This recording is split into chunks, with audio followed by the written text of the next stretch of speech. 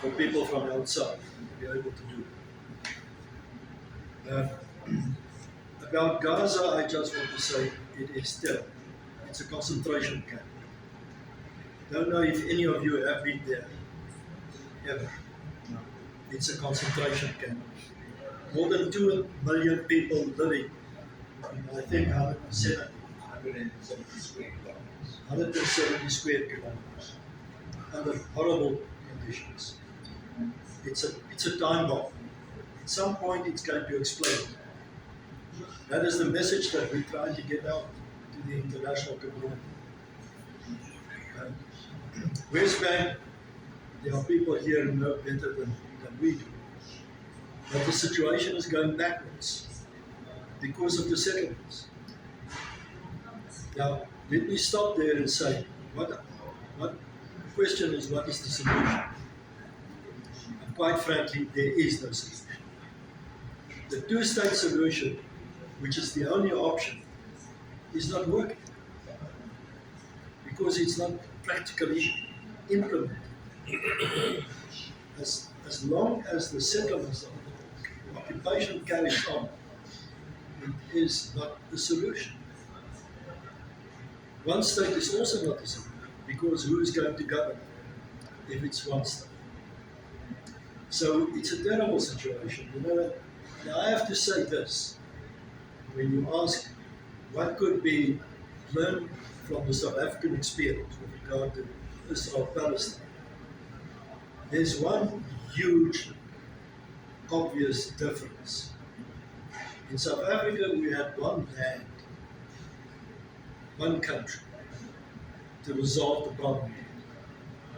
And what happened was that we resolved it in such a way that there was a smooth transfer from those that were oppressed, who became the victors, as a result of a peaceful process of negotiations. And that was the end. That was the end of the conflict.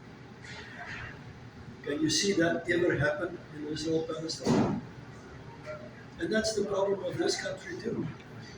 Same problem. It's not going to happen. So the feeling of the aggrieved is not going to be satisfied unless there is a process of social reconciliation. And that is possible, and I think that is why we're here, is to talk about social reconciliation in society at large, because that's the only way forward. I can't see that happen in the case of Israel, especially not with the current escalation of extreme political positions, particularly on the Israeli side. So it's a very sad picture that is busy unfolding as far as that is concerned.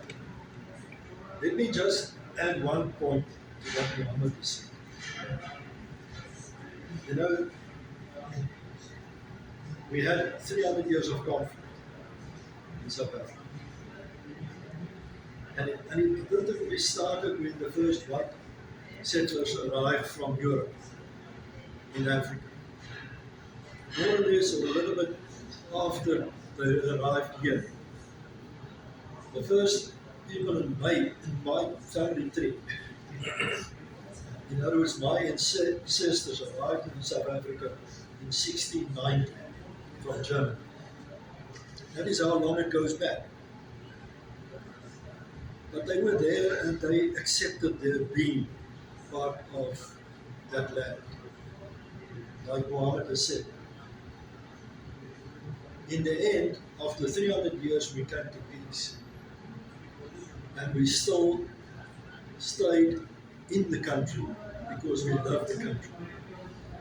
Like Mohammed was saying earlier in another discussion earlier this week, why did we resolve the problem? It's because we love the country. That was overwhelming for all of us, black and white.